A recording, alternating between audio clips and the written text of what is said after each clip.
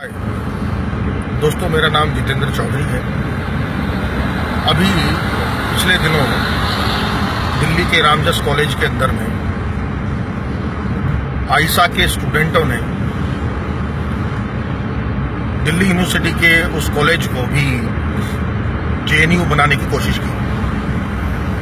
मित्रों, वामपंथी इस विचारधारा ने इस पूरे विश्व को दिया क्या है, ये सोचने की बात है। इस वामपंथी विचारधारा ने इस देश के अंदर में पैदा किया माओ, पैदा किया स्टालिन, जिसने लाखों लाखों निर्दोष लोगों की हत्याएं करवाई।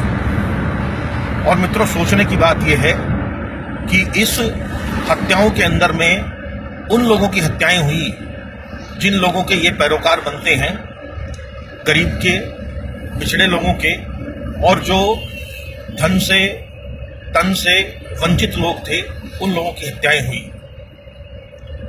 इन लोगों ने नारे लगाए, कश्मीर मांगे आज़ादी, बस्तर मांगे आज़ादी।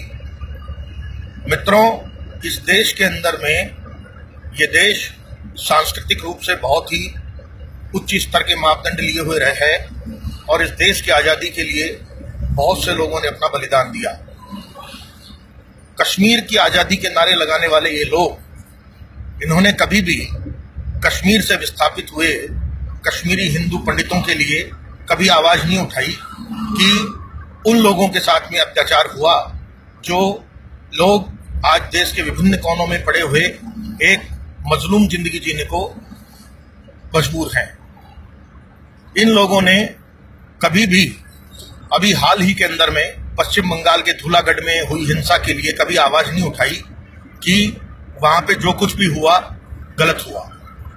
इन लोगों का मोटिव सिर्फ एक है कि किसी भी तरह इस देश को अस्थिर किया जाए। आज पूरे विश्व के अंदर में जहां वामपंथी विचारधारा को दरकिनार कर दिया गया, कूड़े के ढेर में फेंक दिया गया, उस विचारधारा को, जिसका सबसे बड़ा पोषक इस समय में चाइना है, क्या इन्हें ये पता नहीं है कि चाइना के अंदर में लोकतंत्र की मांग कर रहे हुए छात्रों, निर्दोष छात्रों के ऊपर में, थेमन चौक के ऊपर में, वहां पर टैंकों से उन लोगों को, हजारों बच्चों को मार दिया गया। कभी भी इन्होंने उसके खिलाफ आवाज नहीं उठाई। मित्रों, ये इस देश का बहुत बड़ा एक सांस्कृतिक रूप से इस देश की राजनीतिक विचारधारा है कि इस देश का सबसे बड़ा लोकतंत्र है कि यहाँ हमें अभिव्यक्ति की स्वतंत्रता है। क्या यही स्वतंत्रता वामपंथी विचारधारा से प्रेरित चाइना के लोगों को है? इन लोगों ने कश्मीर की आजादी के नारे लगाए, कभी भी इन्होंने ये नहीं कहा कि चाइना ने तिब्बती लोगों के ऊपर में जो अत्याचार किए, उन तिब्बती लोगों की आजादी की मांग इन्होंने कभी भी नहीं की। इन्होंने कभी भी, अगर इस देश के अंदर में कहीं भी अल्पसंख्यकों के ऊपर में हुए अत्याचारों के खिलाफ आवाज उठाई, जो कि सही है, लेकिन इसके साथ ही इस देश के अंदर में जिस भी क्षेत्र के अंदर में बहुसंख्यक हिंदुओं के ऊपर में अत्याचार हुआ, उसके खिलाफ भी इन्होंने कभी आवाज नहीं उठाई। ये इनके दोहरे मापदंड है। आज क्या इन लोगों की हिम्मत है कि ये लोग चाइना के अंदर में जाके और चाइना के लोगों की तरह ये वहां पे आवाज उठाएं कि तिब्बत की आजादी की ये मांग करें?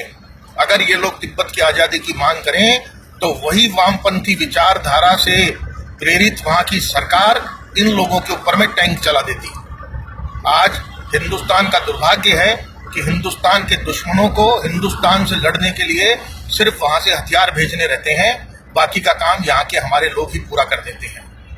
मैं ये बात पूरे देश के सामने बहुत ही पुरजोर तरीके से रखना चाहता हूँ कि इस देश के अंदर में कहीं भी अगर इस देश को तोड़ने की बातें होंगी, इस देश को नेस्तनाबूद करने की बातें होंगी, तो वो चाहे इस देश के अंदर में रहने वाला, चाहे कोई हिंदू कन्हैया हो या जयचंद हो, या इस देश के अंदर में रहने वाला, या इस देश पे आक्रमण करने वाला कसाब हो, चाहे वो किसी भी जाति का हो, किसी भी धर्म का हो, किसी भी संप्रदाय का हो, किसी भी तबके का हो, उसको बर्दाश्त नहीं किया जाएगा।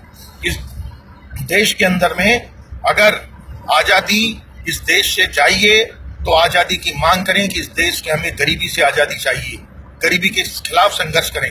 हमें आजादी चाहिए तो इस देश की गंदगी के खिलाफ चाहिए, स्वच्छता के साथ हम लोग लड़ाई लड़ें।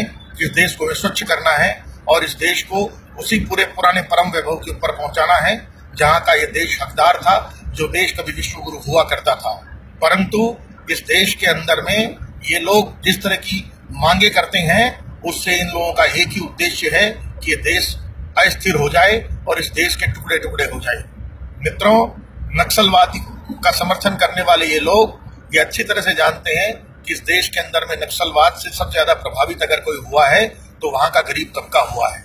नक्सलवाद के नाम पर अवैध वसूली, नक्सल नाम के नाम पर अवैध कोर्ट चलते हैं इनके, जहां पर इन कोर्ट के अंदर में यही जज होते हैं, यही वकील होते हैं और यही फैसला करने वाले होते हैं।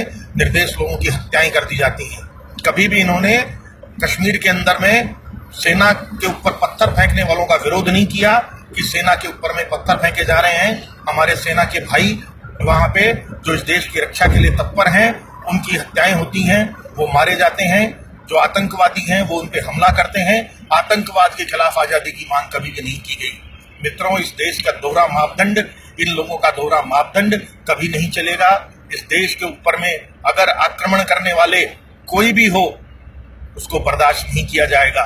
अगर देश के ऊपर में आक्रमण करने वाले, देश की तोड़ने की बात करने वाले ये लोग अगर मारे जाते हैं, पिटते हैं, इनको पीटना अगर गुंडागर्दी है तो वो गुंडागर्दी बिल्कुल बर्दाश्त है। उस गुंडागर्दी का हम लोग समर्थन करते हैं।